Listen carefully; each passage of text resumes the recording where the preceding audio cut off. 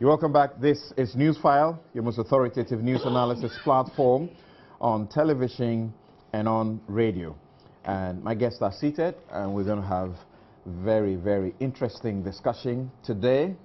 I'm glad to announce to you Abdul Malik Kubaku Jr., the editor-in-chief of the New Crusading Guide newspaper, is in the house as always. He's a regular panelist, Dr. Clement Park. He is a presidential staffer. Prior to this, I don't know, he's still very vocal in the front lines of championing freedom and justice. How is that your group doing now? It's doing fairly well. Doing well. The boys who have taken over are very active. In fact, we have a case in court against the TUC. And you have done well in that respect by going beyond talking and always going to court to get some judgments about matters that you are not happy about. And the former Attorney General and Minister for Justice, Nana Addo, a private legal practitioner, and also with the New Patriotic Party. Good morning and welcome, Senior. Thank you. We also have a Deputy Minister. He's a Deputy Minister for the Ministry of Interior, James Agalga. How are you this morning? My brother, fine. Great to have you. Now, the guys are seated. They are ready to do justice to the various issues that we have to discuss here. So get ready and also join us via 1422. That is a text line. You can also send your messages to me directly to newsfile@myjoyonline.com. You may also post them on our Facebook wall, and we will share them with the rest of the world, like Kojo will always say. Now, he says that I feel spiritually, psychologically, emotionally, intellectually, physically, and patriotically strong enough to remain in the hurly belly of frontline politics. Let's hear what else he had to say and subject him to scrutiny. Nana Addo Dankwa Akufo-Addo. Thank the Almighty God that I'm able to say that I feel spiritually, psychologically, emotionally, intellectually, physically, and patriotically strong enough to remain in the hurly-burly of frontline politics. With great humility, therefore, I can announce that when the party opens nominations sometime this year, I shall be ready, God willing, to contest for the position of NPP presidential candidate for the 2016 general election. Right, and that is the 2012 presidential candidate of the New Patriotic Party, the biggest opposition party in the country. And he says he's ready for a comeback. We're asking, will he be third time lucky? The NDC describes him in various ways, including that he's a sunset candidate, so to speak. That's according to General Mosquito, the NDC's General Secretary Johnson Esiedu Nketia. Well, Dr. Tony Edu thinks otherwise, and he says his announcement is a wake-up call to John Mahama to deliver his political, his electoral promises. But he is also very certain about the fact that he will be defeated a third time. Well, I'm sure the question on the lips of many is, so long as he doesn't have copyright over the Free SHS song, how is he going to fare in the next elections without the absolute control of that program? And that's how we start our discussion today. And I would like to first start with the Honorable Ayikwe Otu. Certainly, I was listening to his speech, and I said that you don't have to like him to observe and admire his speech. There's a certain fineness to it, a certain signature to it. And I have every conviction that it's not written for him. He always writes his own speeches. In the same way that you may admire or just can't help but admire John Mahama for the way his swag with the things that the youth do with iPad and stuff. When Nana Addo began to give his speech, he said something, and I'm wondering if at that point you didn't pause to ask yourself, really, is he going to contest as we said? He said, thanks for accepting my invitation, even though I am told most of you claim to know already what I am going to say. I do hope I don't disappoint you. Did you stop at that point and say, is he going to do something differently? Well, thank you.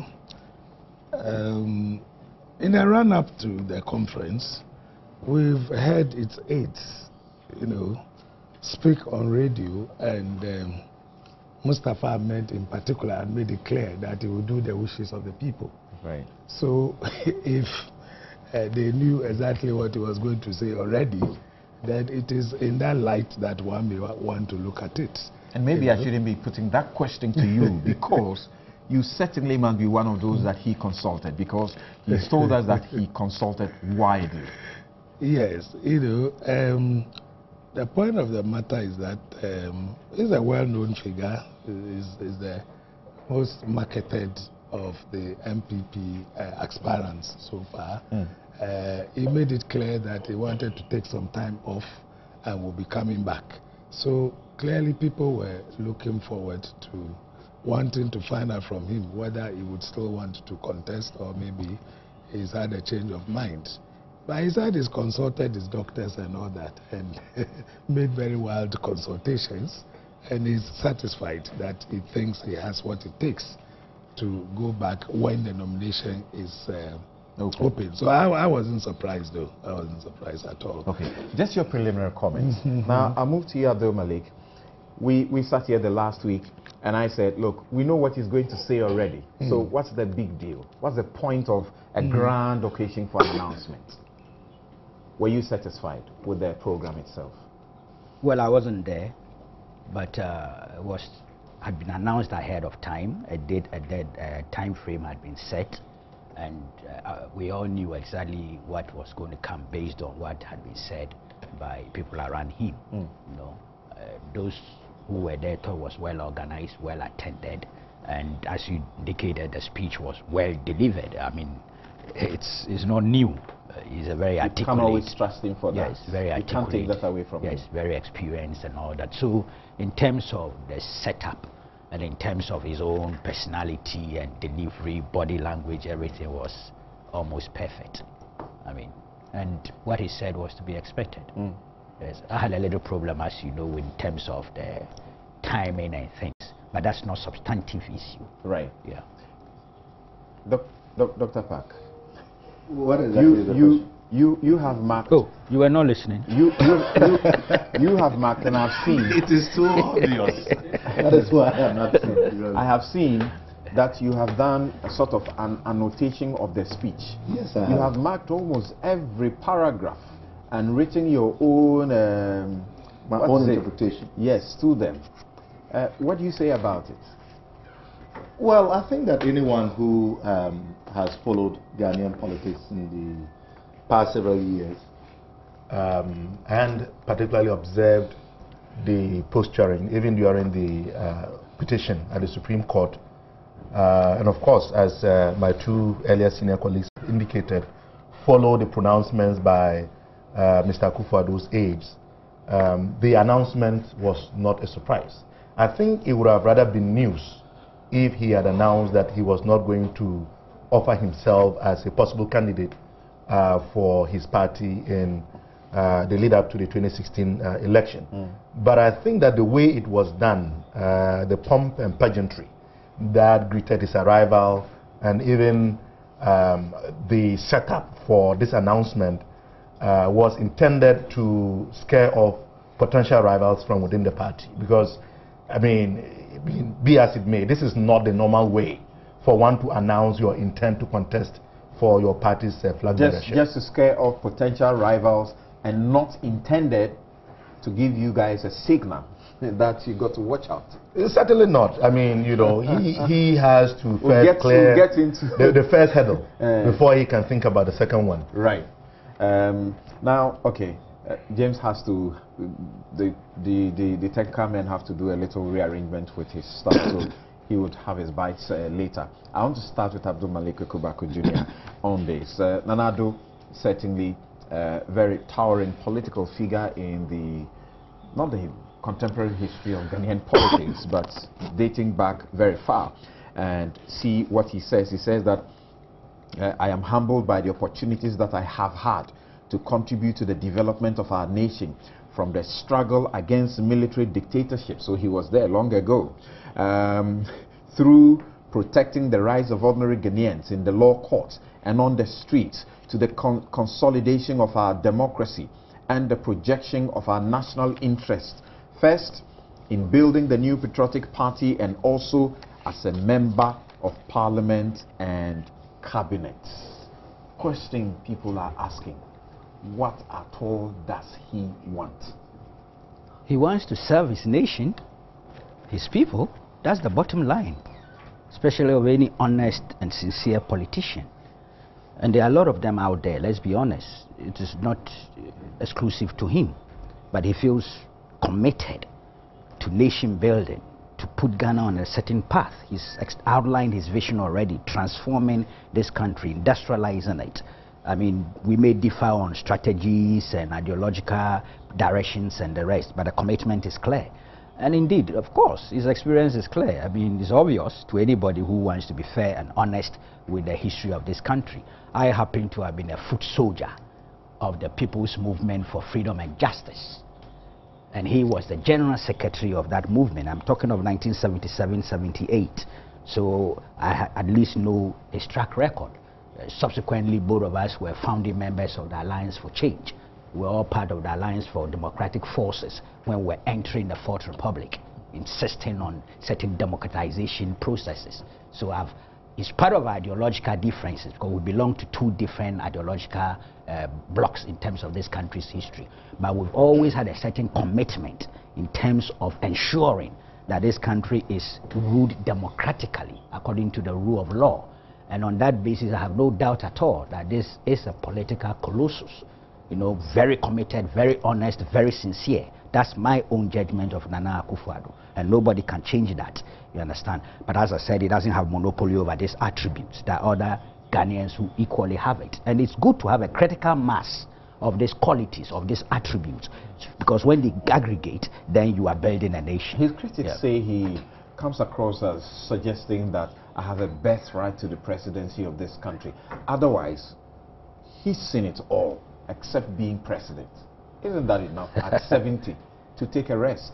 Let those who talk about age begin a campaign to legislate it, that at a certain point of in time, at a certain attainment of a certain age, you cannot be a president. And they will realize that they are only marketing an absurdity, and nobody will listen to them. But let them have the courage to come forward and make that an issue for public debate and possible legislation. You will see the absurdity. It will be so manifest that we need not talk about it. But let me just say, as I said, his track record is clear. He's also contributed. Look, legal pro bono, is that what you people say? Those of us in the media. That's free legal service. Yes, who went through all sorts of difficulties, both under constitutional and non-constitutional periods, know the support that Akufo-Addo personally, as well as his chambers, offered as pro bono.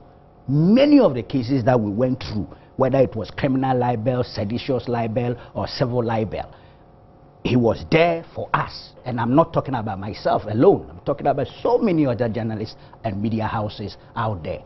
When it came to piloting the legislation, the bill, to repeal the criminal and seditious libel, he was Kufuor's Attorney General.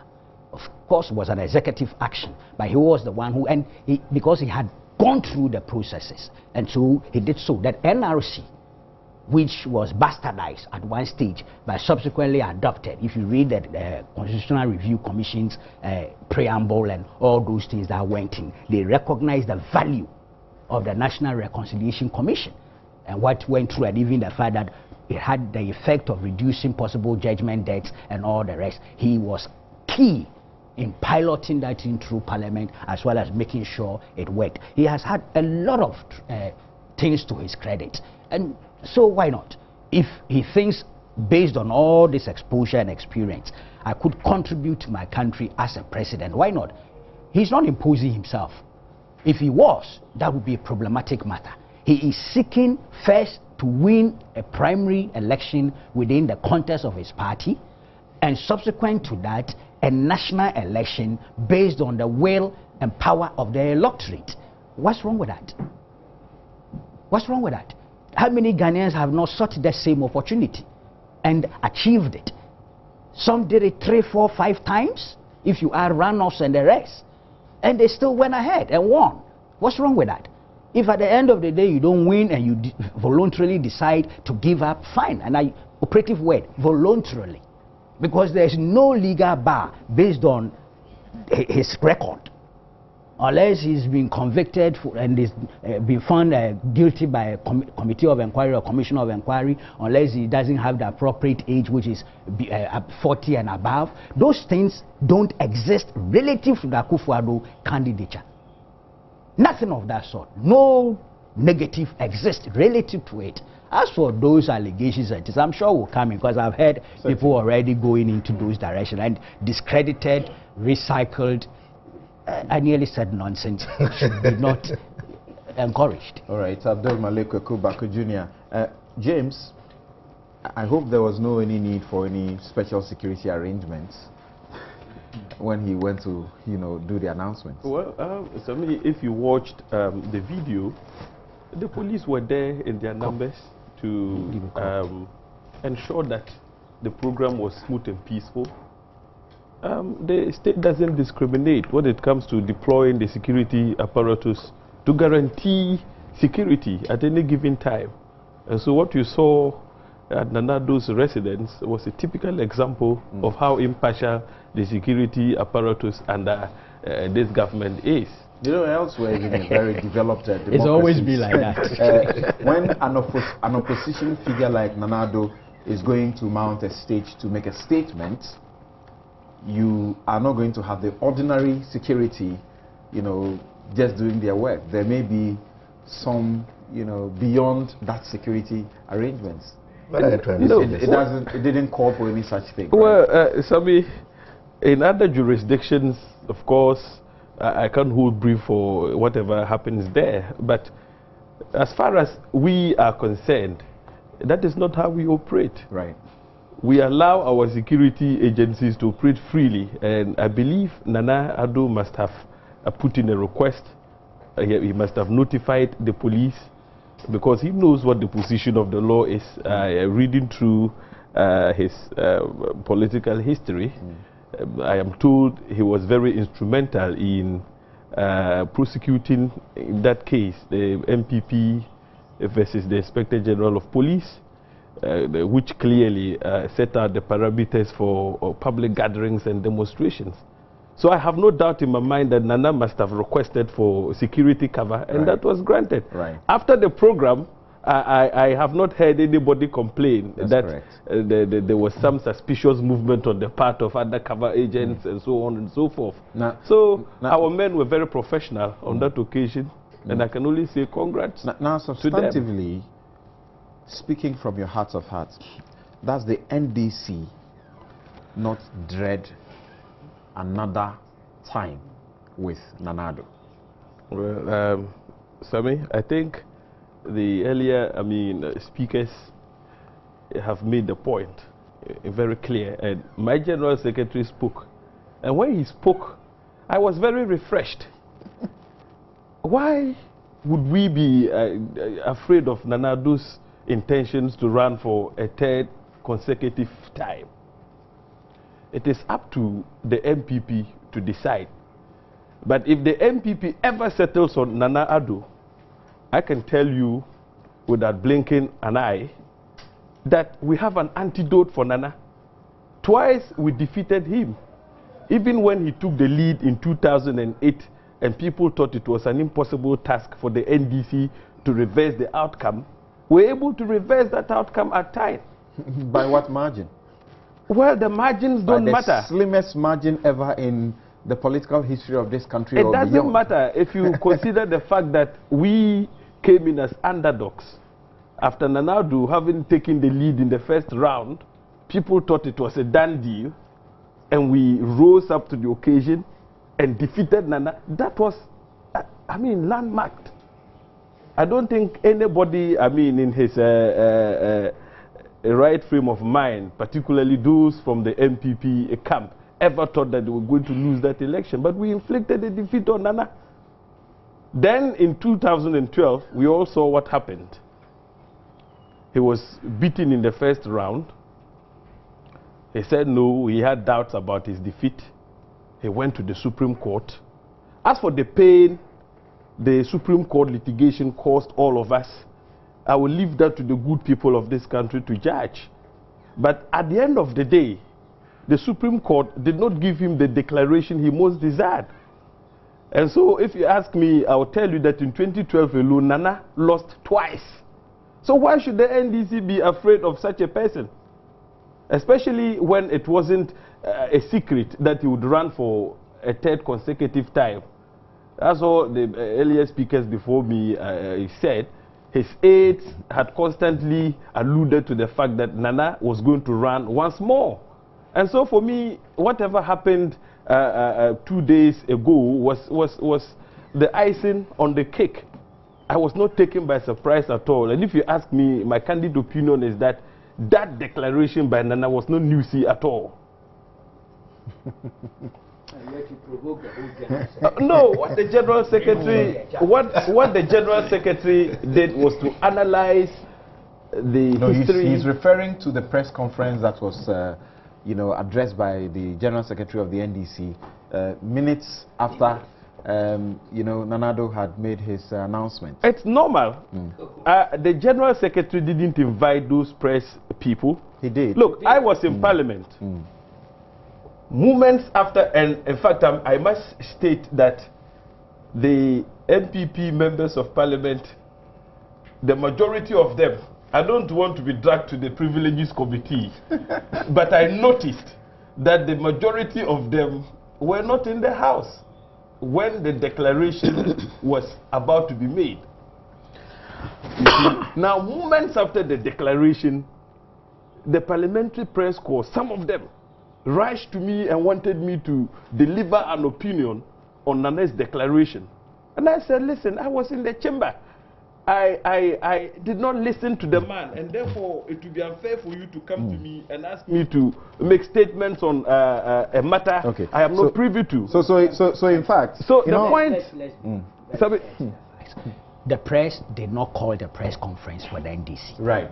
The NDC organized the press conference. But it's also important to put it out there that Johnson Esedunketia says that he began to have too many calls from the press, and he took the decision that it was wise to bring all of them together to speak to them once and for all. He was under no compelling obligation to do so. No, listen, he was under no compelling conditions. It doesn't matter. If you spoke individually, it would have been different. This is the General Secretary of the ruling party holding a press conference. The press did not put a gun to his head and asked him to hold a press conference and talk on the issue. But what is wrong with him speaking to the issue? Nobody is saying it's wrong. I am saying that that's a knee-jerk, premature reaction. And that shows the power in what had happened before he was your interpretation. Of course. Just take it easy. You'll have your turn. And I must say that this show is brought to you by the kind sponsorship of MTN. Welcome to the new world, Lipton Tea. That is inspiration flowing from nature. Star Assurance, that is your solid partner. And Errata Motors, that's where you get the best vehicles for the lowest prices. Now we have a new partner, and that is Sasso Insecticide Spray, mosquito spray. And you know it, they say Sasso Kumuntuntum Preko. Mr. Aikotu, the Nana Addo says that he has searched himself. He's done sufficient soul searching including communing with his God, consulting with as many as are important and need to be consulted. He says that there were a lot of agents that came from members of the public, even people who are not MPP members. He said almost on a daily basis he was getting text messages, phone calls, and whatever medium was used. And he says that I cannot ignore these calls. Is he suggesting that he would have decided otherwise but for these, calls on him? Well, thank you. Before I answer that, let me react quickly to one or two points made by my colleague on the left. He makes the point that in 2008, when everything looked impossible, they were able to beat Nana. I don't think that he has looked at the facts properly. It was the other parties coming together that helped to beat Nana. It was not the NDC in 2008. And again, in the Supreme Court, it was again very, very close 5-4 split decision. So it should not create the impression that it was some kind of useless venture that the party or Nana and his people, embarked upon. Now, coming to the reality, your question, the point is, if you've not been into politics, sometimes when people say these things, you wonder, and you ask yourself, don't they have a mind of their own? The people say, oh, I'm being dragged into it, I'm being pressurized into it. I must tell you, for example, that for a very long time, I was seriously pressurized into contesting the position of chairmanship of the party. You've announced it. Yes. So these things are real, and I have no doubt at all that if he says that they really happened, I would not have any doubt about it. It should not take anything away from him for people to suggest that, are you saying that if you had not been asked by those people or pressurized, you would not have done? In fact, it is the case that you get when, for example, our brother Apak, I do not think that Doctor was known to be a very serious NDC activist. But he did things that maybe the president thought was in the interest of the NDC and could be brought to his office to come and assist him. That is drafting him literally into the office. He did not turn it down. He has accepted it and is now a very well-known NDC apologist. But before then, we thought he was doing NGO matters. So these things do happen. People could be drafted into politics when they are not even thought about it. So I think that quite apart from the fact that Nana might have, on his own, might have wished perhaps not to run again, these calls, the wide consultations, and, when we come down to the issue of marketing, we always say that, you see, maybe the first time you were not properly marketed. Sometimes it is said, oh, we didn't have sufficient time. At the time you were elected a presidential candidate, we were almost like 1 year, a little time into the election. So this time round, let's give you 2 years and the rest. So marketing also plays a role, and especially so, although we'll come to discuss this issue of free SHS, when some of your ideas are now being literally stolen. and then put out there. It means that there's something that you have. We shouldn't forget about this SADA thing, which he had also previously spoken about, how to help the northern sector, which then became SADA. So there is something out there that you feel, perhaps if I'm given the chance, I could do it better, because he did say that some of these ideas have been taken away from us, but we do not believe that they are even being implemented the way we would have loved to do it. So, to answer your question, yes, it's not a strange thing at all when people put a lot of pressure on an individual. He said that he had thought hard about that decision. He had asked himself the hard questions, and that he had examined himself. There are some, even within the party, that suggest that he's not learned his lessons as he claims he has. You see, to me, I think the age factor is something that when he says he has examined himself, is something that perhaps he was looking at. In 1979, it was a huge problem for Pawili, because people felt at his age he should rather would have loved others to run. Surely this thing is going to come up because people will start using the age. I would say that the NPP also made a big meal out of it when Atani was not well before he died. You know, that if you go and vote for such a person, the chances are that he will not be capable of running the country. And therefore, the age issue, I believe, might have been something that perhaps, you know, he might have thought about, knowing our country. Perhaps we have the evidence out there that people like Ronald Reagan and the rest went well beyond 70, even old Mandela and the rest in South Africa. You know, but Ghana is another country altogether, and the whole idea of trying to tout ages to say that, look, are you not tired? Why don't you want to give it up to some young persons to also try, you know, their luck at it and all that, may come up. But he says that after all that, he's looked at the psychological aspects as well, the intellectual aspects. Am I still capable, or is somebody going to tell me that I'm suffering from Parkinson's disease? Or I'm beginning to forget, you know, dotage and things like that. But I've looked at all that, and I think that I have what it takes, and therefore he wants to run. So, well, so be it. Let's see how the primaries will go. I ask about lessons that he may have learned or not learned. We'll return to look at that more critically, and I'll tell you what Arthur Kennedy also has to say about the lessons that he claims have been learned, that he doubts he has learned them.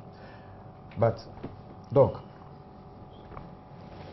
certainly the Nana says that there is such a unanimous, you know, decision when it comes to those who are urging him to come back, and they include people who are not within the party. And that is where I say that the governing party, and this certainly is a government in opposition, so to speak, they certainly should, like Tony Addo says, be a wake-up call to the president. Well, Samson, I think that even before I go to the substantive question, a point was made earlier by Senior Kweku Baku that I wanted to respond to. He made an allusion to the fact that Mr. Akufo-Addo was not imposing himself, right, which I agree. Legally he is not, but psychologically it is very clear that there has been a well-orchestrated plan to impose him as the de facto leader of the MPP. And this is perhaps why you are beginning to hear pushback from others even within the party who feel that perhaps he is taking undue advantage to, quote-unquote, get a head start.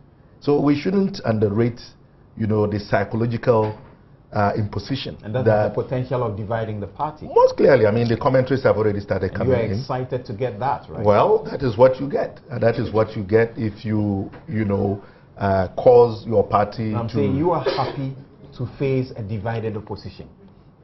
Of course, whatever is going to happen in their camp, which is going to inure to our benefit, particularly when it is not by our doing, but by the desire of somebody who has the burning fire in his belly and a desire to lead the country, then you cannot expect his opponents to have anything against that.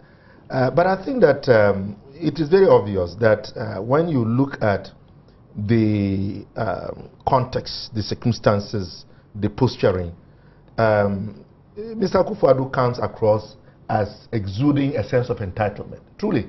And I think that this argument is going to be borne out by some of the critical commentaries that are already coming from his own camp. And we shouldn't underrate how that in itself is actually going to defeat his own call for a united front within his party. But be as it may, I'll put that aside.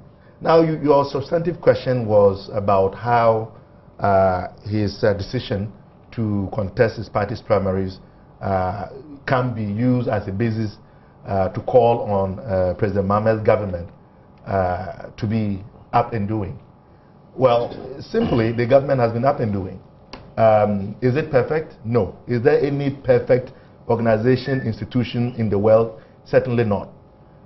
Is the president, his team, aware of the challenges that the people face and how they should work to address them, on the basis of which we know very clearly that President Mahama is going to be retained in 2016? Yes. If you look at the State of the Nation's address, almost every single policy proposal that perhaps could have been attributed to Mr. Akufo-Addo in the lead up to the 2012 election has been expanded and given specific timelines about how we are going to achieve those. I mean, the free senior high school that the MPP likes to claim, which is actually something that the Constitution mandates and is reflected in the NDC's manifesto, of which I have a copy, is one that is already moving. I mean, the president has announced the construction of 50 new senior day high schools and another 50 before the end of the year. He's also expanding access. He's looking at improving on teacher training and redistributing teachers. So technically, it is going to be very difficult to see how Mr. Akufo-Addo, all things being equal, is going to be able to actually maintain the votes that he garnered even in the 2012 election. We are actually expecting a very big blowout if he's fortunate to become the candidate for the MPP. So yes, Tony Addo is right. He has the independence of mind to also express his opinions. But the fact is that government is fully aware of his commitments and is working to achieve those, even as we try to deal with very challenging circumstances, many of which I'm sure we'll be touching on as we go along.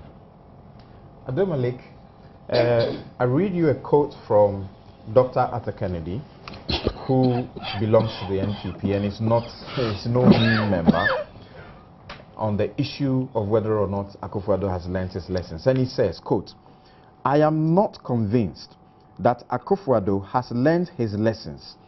I believe that as far as the party's interest is concerned, we need to be very careful about taking back into the fray the same candidate who has lost elections twice for us." What does that mean? He's not convinced that Akufo-Addo has learned his lessons. I'm told he's even say he didn't exactly say that, and that the media misrepresented him by giving a certain twisted headline. So one has to be very cautious, in fact, interrogating him. But you've done a quote, so I'll proceed again cautiously on basis of the quote. How do you get convinced that somebody has accepted his mistakes or learned from his mistakes? You belong to the same political party. I think the party, a big one like that, would have done post-election, analysis as a way forward into the next election. I think every political party does that. They did so, I believe, for 2008, and Mr. Ayiko will be in a better position to actually articulate this point. And I'm sure, in spite of what happened in court, the party as a party will definitely do some post-mortem relative to election 2012. And so it is not just the individual candidate who ought to do a certain review of his own self and what he said or did not say, or what he did or did not do. The party as a corporate entity would as well do same. And that's how you learn the lessons of history and cure whatever mischief that you may have self-inflicted or perpetrated. So really, I'm not too sure whether the public domain is the appropriate platform to seek to cure that mischief, if indeed that mischief exists. I am not too sure. How are you going to get an answer to that effect? So Akufo-Addo comes out there, oh yes, I'm sorry, these are the things I did wrong, these are the things I said wrong, so these are the lessons I've learned. For what purpose? No, the party ought to take another strategy in curing whatever mischief they think exists relative to that. I don't know if I've answered you, But my brother made a certain point about the self-imposition. He was trying to, if somebody who was a byproduct or a product of a straight-do declaration did not have a sense of entitlement, self-entitlement, why do you think somebody who's never had that but gone through primaries competitively would have that sense of entitlement? I think that this is just part of the propaganda mischief, and the earlier we bury it, the better for all of us. You don't know. Just a quick point. You see, I said that within the context of what Kweku himself said, which was to catalogue the achievements of Mr. Akufo-Addo over the years, which he himself said was obvious. So if it is obvious, and everyone knows that, what is the point of telling us that you've been that, you've been that, you've been that, you've been that, if not because you feel that because of all of this, you are entitled to be president? We all knew, so what candidate Mahama had done. Good ones. We all knew it. But you consolidated them into a package to sell. It's done all the time. What's wrong with that? That does not mean you are imposing yourself on anybody. After all, as I said, within the party, there's competition. Outside the party, there's competition. So why are we worried? A quick comment. The statement that you read out, I don't understand it to mean that Nana Akufo-Addo hadn't learned lessons. Rather, what I understand him to be saying is that the MPP is taking somebody who had lost twice again. That's what he's saying. And he said you ought to be careful about that. No, but why is he talking about mistakes for Nana? He has not pointed out what mistakes he has committed for which he thinks he is going to repeat. And his complaint is more on the party. It's pointed out in a book, in a whole book. Oh, we've all read the book. And the man has not even won the primaries yet. We don't know what the manifesto is going to be. That's right. We don't know the kind of strategies and tactics he intends to adopt this time round. So how do you start complaining? But I'm saying that the statement does not refer to him. Right. It seems to be referring rather to the party. If the party be careful. I have heard him speak, Dr. Arthur Kennedy speak, and he actually mentioned that, for example, he would have wished that Nana apologized publicly for quote-unquote the all that die statement. He actually listed a few of them. I was actually, when Kweku just finished what I said, I was going to ask you that there is a certain linkage to this statement that he made. He said, I have made mistakes in my life. I have said things I could, on hindsight, have put better. Yes. Some say this is an admission now that the all die be die statement was in bad taste. First of all, I think we should be very clear. We don't have the specifics from the man himself. We don't. So we are doing speculation in order to identify some specifics for the purposes of our analysis. Granted, we've accepted the all die be die thing. Let's get the history right. First of all, the all die be die thing was not said in public. We all know that. It was done in private with party people. And somehow it was recorded and leaked into the public domain. Now there was a debate that went related to that debate. A rationalization was put out there. He himself took part in the rationalization.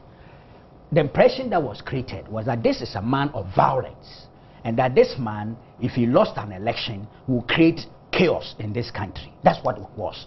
And the campaign trail, our friends and brothers and sisters in the NDC actually pursued that line. Now what happened? Bottom line, as far as I'm concerned, come the end of the election, what was the conduct of Akufo-Addo and his party? Did they go out there in the streets and in the bush? They tried. No. Those who tried, those rank and file, were pulled off the streets by the leadership. We all know that for a fact. When some assault was perpetrated against journalists, the leadership came to formally apologize. Am I right? That's right. So leadership responsibility was clear, that they didn't take responsibility for what had happened out there, and rather took the people off the street and went to the court of law. When the court of law ruled against them, they said, we disagree, but we accept. And it was not a pain to Ghana, as James put it. It was a plus to Ghana. It showed that we can use the law, the court of law, to litigate election disputes. And even if the results are not favorable, we will proceed and build a nation on those lines. All die be die was murdered and buried by the conduct of the NPP post-election and post-election verdict at the Supreme Court. Because the distortion, and I mean the distortion, the bastardization of all die be die was murdered and buried by the conduct, the excellent, dignified conduct. Murder is a criminal offense. I hear you. Then give me a better word. Now maybe it was abandoned. It was. Oh, come on. Well, Mr. Ekotu, now there are those within the party also. Dr. Park appears to have spoken for that section when he said this particular announcement is seeking, I don't know whether to, shall I say, emasculate or sort of put fear in any other person who is interested in contesting the NPP flag bearership, seeking to shut them.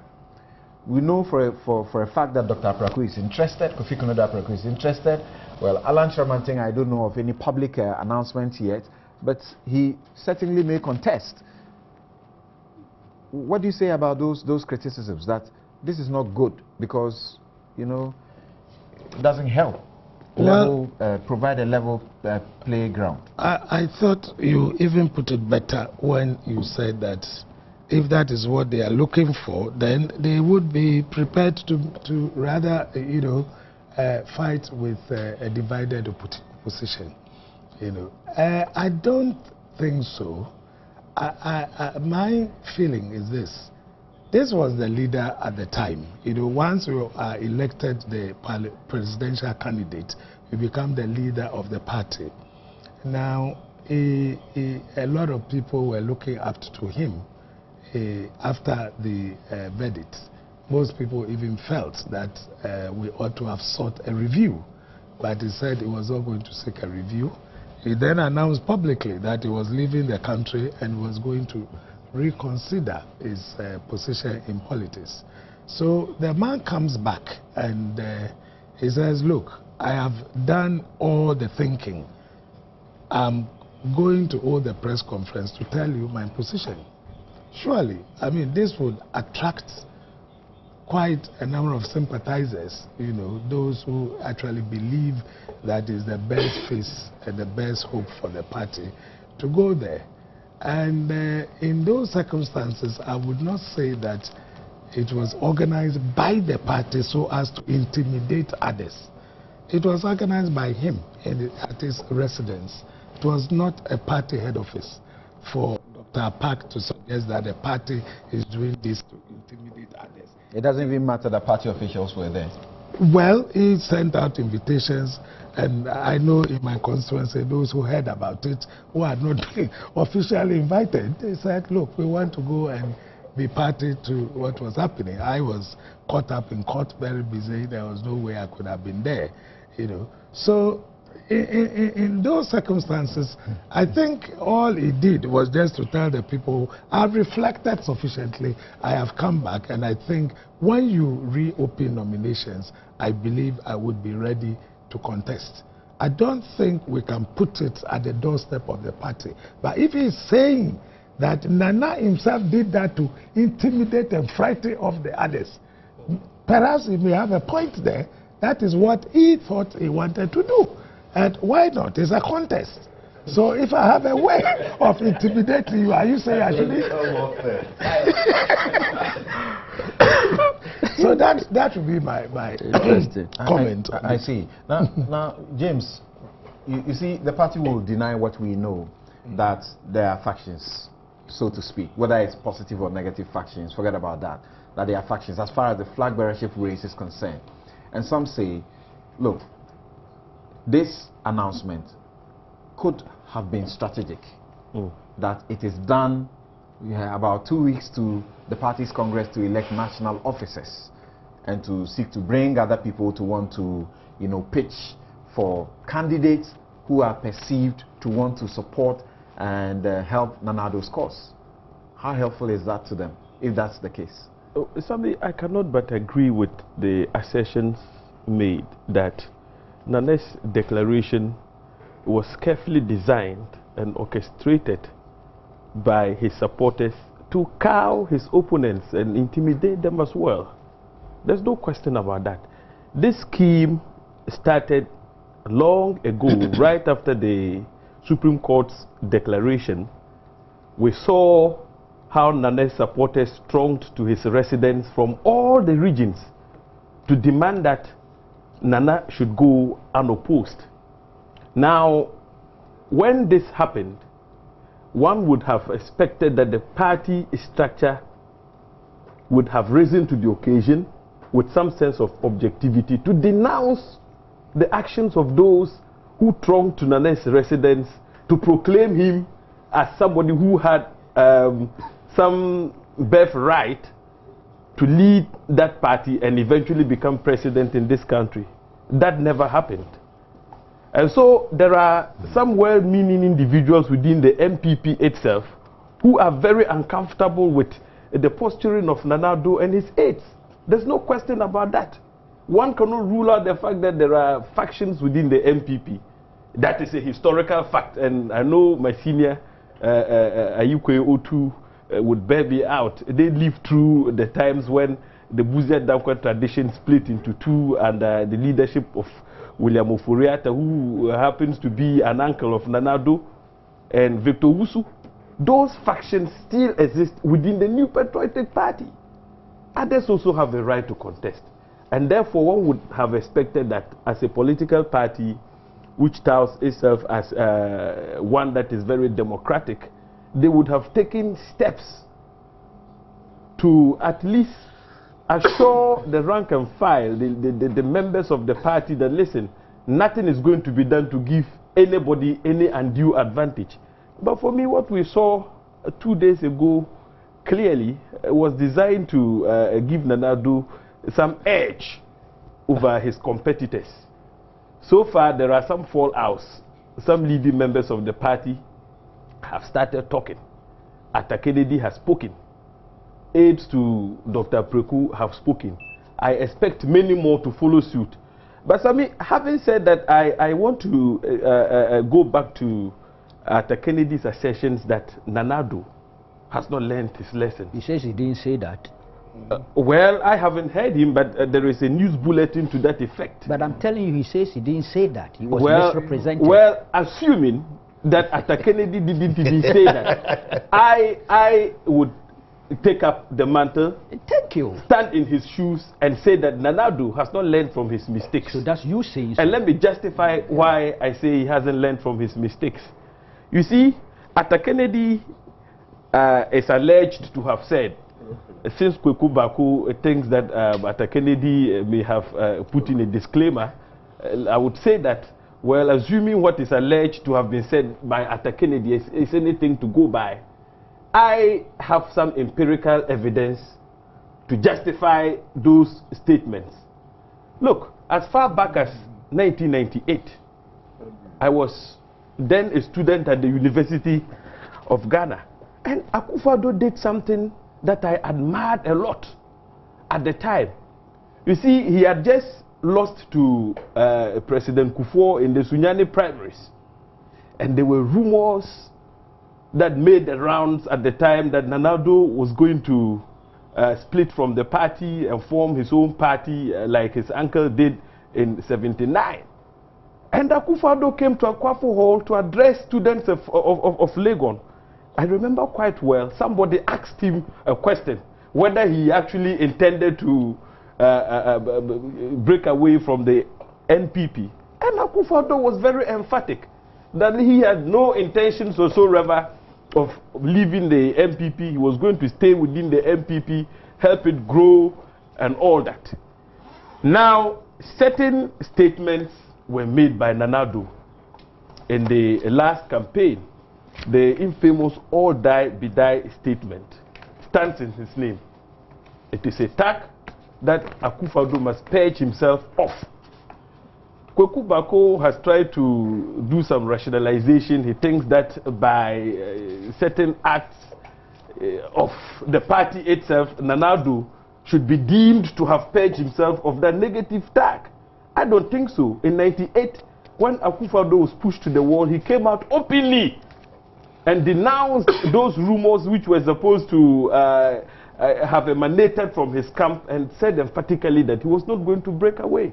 If Nana Addo has learned his lessons, let him come out openly and make a statement denouncing the infamous all die be die statement. Not until that is done. He is still tagged. He must purge himself. And so these are mistakes that one would expect that Akufo-Addo would not repeat. He had every opportunity to have raised the issue when he made his declaration. He didn't. In addition to that... Is it not taking it too far, Dr. Park, when you have a man who has demonstrated by his conduct that what you are saying cannot be true of me?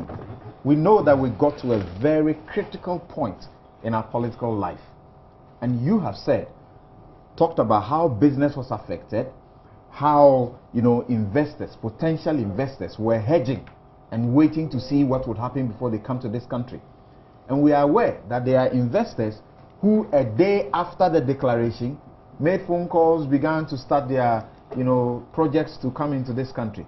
So what he's saying cannot be used, that Akufo-Addo should come forward and publicly denounce that statement before he could be seen to have been purged of that particular state, even though he himself didn't see that the manner in which it was interpreted was right. Well, Samson, I think that the arguments that James has professed, or the argument that he has put forward, is one that cannot be dismissed. Because we are not just dealing about physicality, we are also dealing about psychology and emotions and perceptions. And that also allows us to conjecture and to make projections. So if you have made a pronouncement which by and large was legitimately and properly used as a campaign tool against you, and you are again trying to offer yourself as a candidate hoping to enter the same contest, is it not fair and proper, and rather to demonstrate your honesty from the saying that goes, the horse's own mouth, by coming out to withdraw that statement and to apologize for it? Do I get the impression that the NDC doesn't have any other thing against Akufo-Addo apart from this, statement and the manner in which you interpret it? Well, if that is your interpretation, well and good. But I think that it is part of his record. And as far as he does not come out publicly to retract it and apologize, you cannot blame me or other NDC sympathizers of believing that the tag is long. And indeed, it's not just me, or it's not just James. After Kennedy has said that, and there are many others who are going to raise that issue. So whilst Sinekwe Kubaku can believe that it is dead and buried. After he accepted the Supreme Court judgment, do you remember the acclaim, the tons of praise that he received beyond the party? Do you really think that what he was saying, he wasn't compelled by circumstances to say? I mean, haven't you heard his very ardent supporters, even including the current General Secretary of his party, still making allusions to the fact that they were cheated even at the Supreme Court? Look, let's be realistic. When you are pushed to the wall, you always look for the easiest option out. What else could he have done? Because the good people of Ghana quite clearly would not have been hoodwinked into what was perceived as an effort to make this country ungovernable. But the point is that... What do you say to a critic who tells you that what you are saying now represents a refusal to elevate our politics beyond propaganda? But he is the one who should make the move by making the public pronouncement so that we can move on. He is refusing to do it. And what that means is that that mantra may still play again. Who knows whether he will not use it yet again in the upcoming 2016 election if he's selected as the candidate for his party. Who wants to say something briefly, and then I'll take your messages that you have been sending. It was fantastic. Said he's refusing to elevate this whole thing out of the realm of propaganda. But Senior, what exactly prevents him from saying that I regret, I withdraw Our friends are quick are very quick calling on us to praise ex-President Rawlings or President Rawlings for the fact that he exited, unlike other African heads of states who decided to sit tight in spite of election outcomes and things. They are quick to ask us. He had 2 terms after all those times and exited, and they are quick to say that's a good example. It shows Ghana is doing well democratically, but they are refusing to accept that Akufo-Addo saying that, look, I accept but I disagree, and that whole distorted interpretation of all die be die, which meant that the man was a man of violence, did not occur, that his conduct and action has buried that propaganda. They are refusing to accept. Maybe he's postponed it. 2, you see, the point about the declarations, the premature declaration, I mean, everybody knows my stand. All those things that John and the regional executives and things were trooping to Nana's house before he left, I thought was condemnable. It didn't make sense to me. And I said so publicly. Okay? Because indeed, he himself didn't need those things. They were, for me, superfluous. But it had the potential to divide the party or to disparate people in the party. So I condemn it. I think it's improper. I'm told some are even asking, oh, let him go unopposed and all. It doesn't make sense. Those calls are unnecessary. Indeed, it's a disservice to Akufo-Addo, in my candid opinion. But again, a certain element of hypocrisy.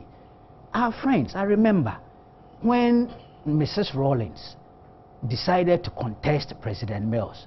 I remember a bunch of, sorry, that's not a complimentary way of doing it, NDC regional chairman coming together to say that no way, we endorse this incumbent president. And when some people raised an issue, our friends said, no, there's nothing wrong with that. You see, there's too much hypocrisy driving our political discourse. And the propaganda that sometimes we talk about, the man has not even won primaries. And we are already talking about this so-called all die be die, as if that is the only thing they have against him for running.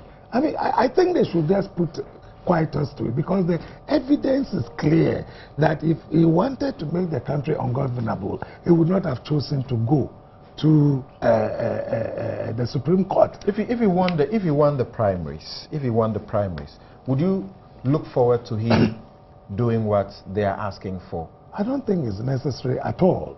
Kweku has put it in perspective. We all speak our minds. No, you want to silence your critics. No. Your opponent says, if you don't do this, we'll continue to hold this against you. He's created a distortion and inviting us to deal with that distortion. I don't think it's fair.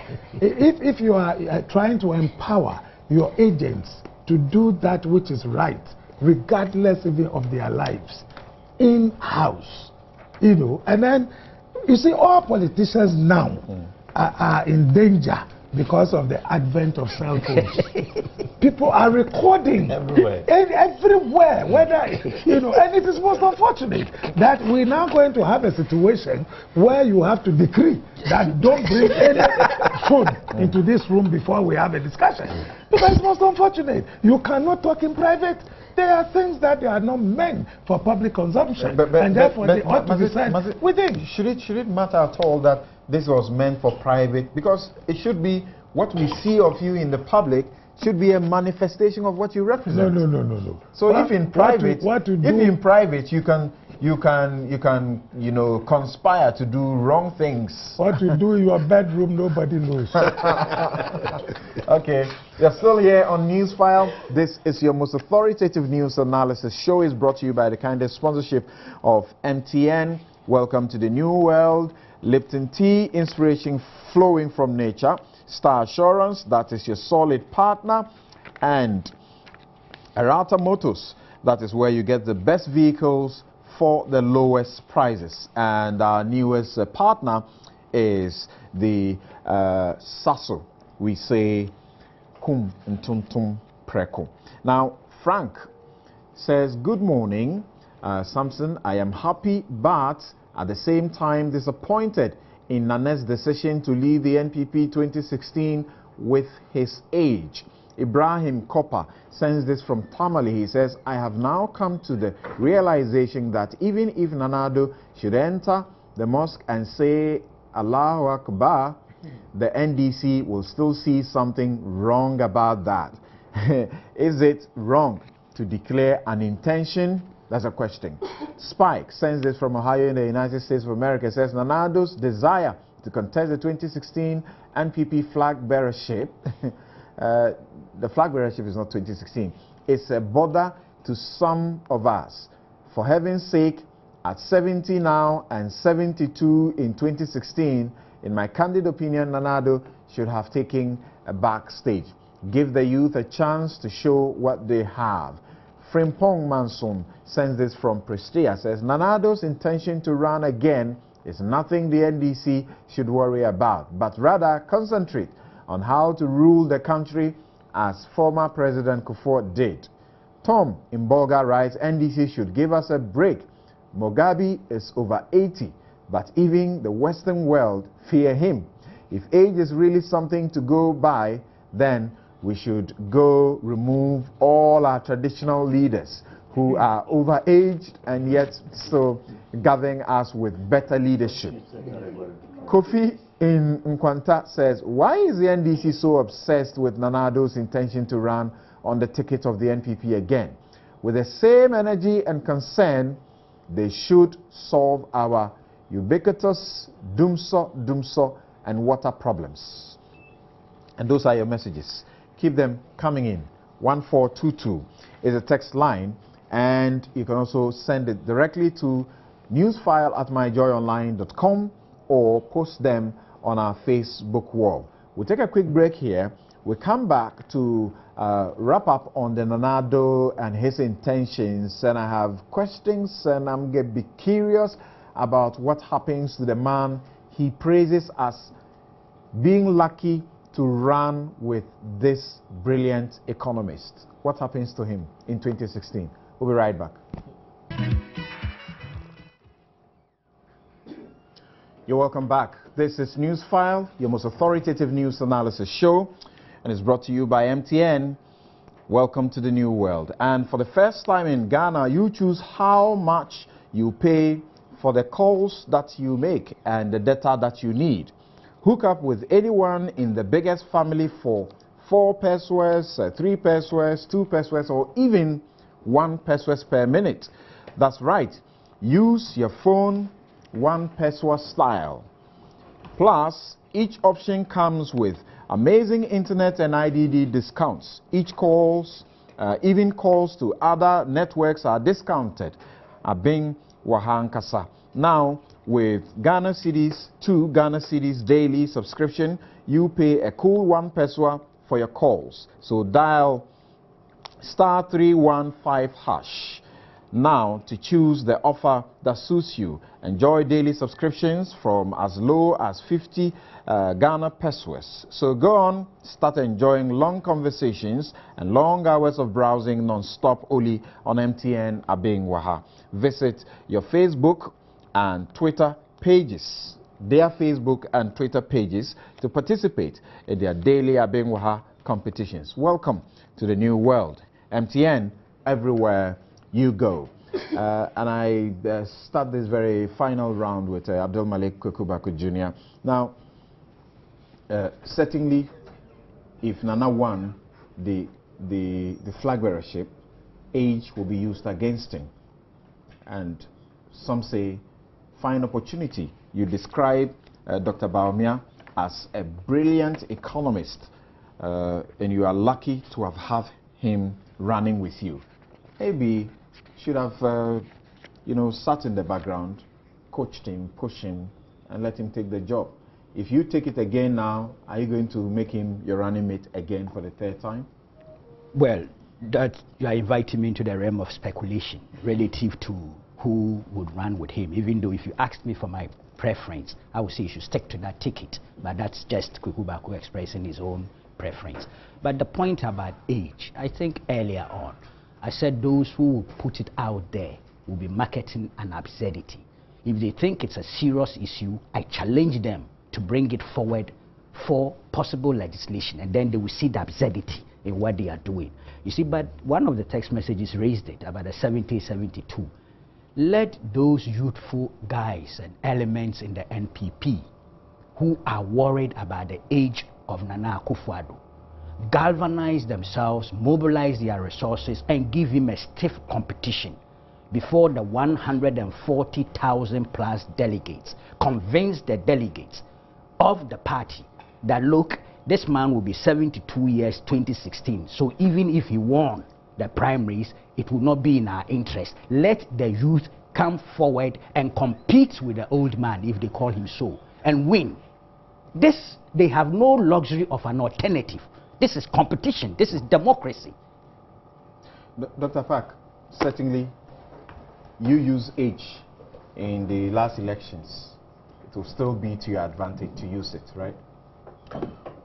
Well, I think that in as much as we can say that there is no law that provides an upper limit in terms of one's age as a prerequisite to stand or offer yourself to lead our nation, there are forces of nature which sometimes may compel you to assess yourself, and even with advancements in science and technology and medicine, you know, there will come a time where simply the laws of nature would make it impossible for you to be able to give up your best. And I remember earlier on. Yes, go stand under a tree and look up there. You see green leaves down and brown leaves up. Okay? You see brown leaves up there and the green leaves down. Okay. I understand that. Of course, there are unforeseen circumstances, but if we are speaking about natural law, you know, we are looking at nature. You know, giving my background, the constant competition between nature and culture. At the end of the day, nature always wins. What that means is that you simply cannot compare the natural energy levels of a 70-year-old to a 57-year-old. It's simply impossible. There will be some task that you cannot perform simply because you become weak. Sometimes it may even affect your motor skills. You can develop dementia. You can develop Alzheimer's. Right. And these are practical realities that come with age. He will be running a one-man show.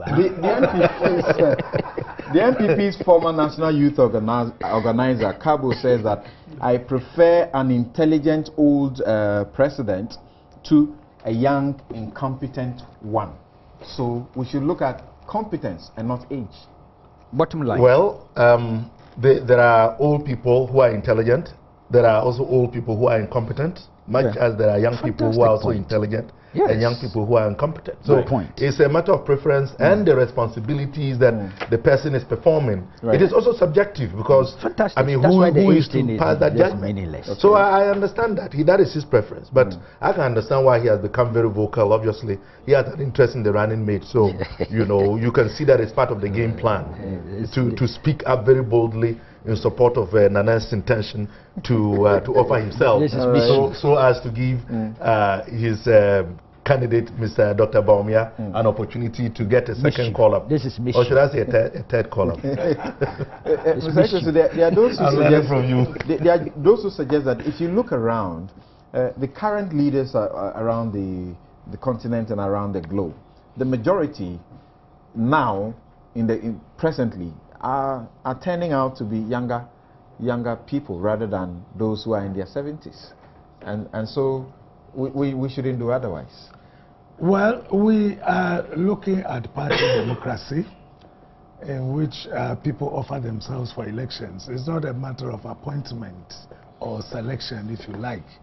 So if you are 80 years and you feel strong enough, having examined yourself, that you can do the job and you offer yourself and the people vote for you, I think that there's really nothing wrong about it.